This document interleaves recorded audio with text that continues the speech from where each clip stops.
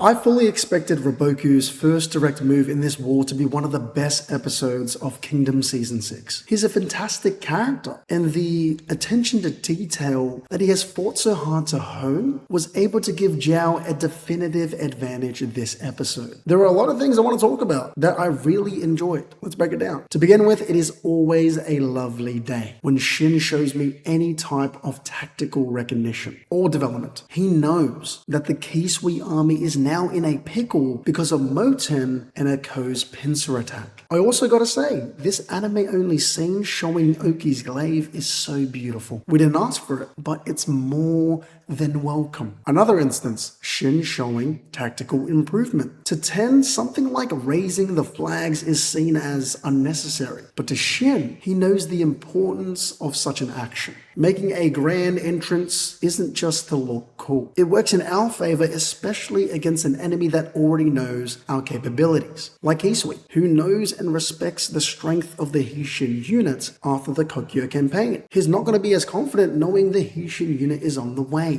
So rather than maybe sneaking onto the battlefield with the numbers that they have, like Shin said, he knows they may as well raise their flags and intimidate the enemy. Onto our second best kill, Kyokai. She keeps smoking that Ryuto pack. He wasn't enough, she just had to go and also body his bodyguards.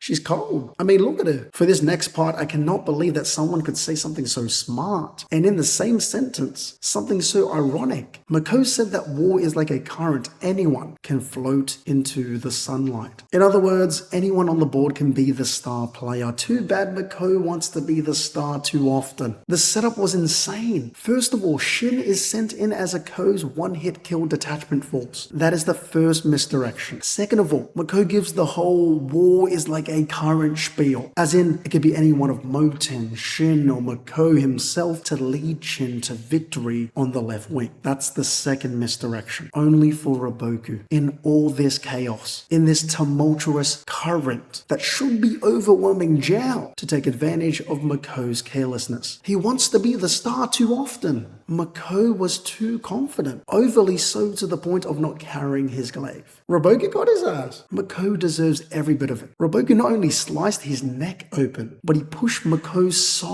sorry attempt of defending himself back and removed his head from his shoulders. Head and shoulders. #ad. The craziest thing is that as a manga reader, I know that this is an everyone let's glaze Riboku episode because they added an anime-only scene of him just farming. Shameless. Though not the same scale, it was cool to see our boy Shin catching Riboku off guard, right after he caught Makou off guard. If nothing else, it at least shows Shin's potential to foil Riboku's plans. The way Riboku escaped can only be described as a horse diff. What an absolute shame. It hurts more knowing that Oki, our beloved Oki, our thick-lipped specimen, also lost to Riboku because of a horse diff. Despite having the supersonic horse squadron on his side, shout out Alabaster, Riboku willingly slows down to talk smack to Shin. Nasty. He slowed down just to let Shin know all the times that he failed to reach him, to tell him that this time is no different, that once again Shin has failed to reach him. Disgusting.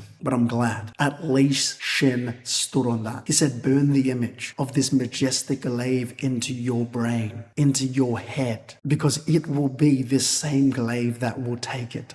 That's hard. But the art was not. It felt a little lackluster. The manga art definitely clears. This is not going to be the only time I say this for sure, but Mouten is so freaking cool. His stocks are up here. In this scene especially, he said to Shin, the whole war depends on this one day, and it's far from over. Us two bros are going to head straight into the storm and revive the Makou army. Badass. I absolutely loved it when Mouten started crashing out. So passionate. Shin level passion. He might be one of the few people that are able to be that passionate and yet still able to retain all their logic. Long story short, Mouten said, y'all are sorry. $1 bums. The elite troops of the Makou army are just wasting away without being deployed. Or better yet, without being given a chance. Mouten taking charge is when it starts to become really juicy. The only one in this entire wing that still believes a comeback is possible is him. He makes a great point. Makou being dead doesn't take away the thorough training that each and every single one of his soldiers endured. They are supposed to be the strongest troops in Ousen's army. So what's Mouten's strategy? To restore their lost morale. As sad, as cruel as it may be. Nasty work, like I say. Mouten decides to use deception to trick all the Makou troops into thinking that he is still alive.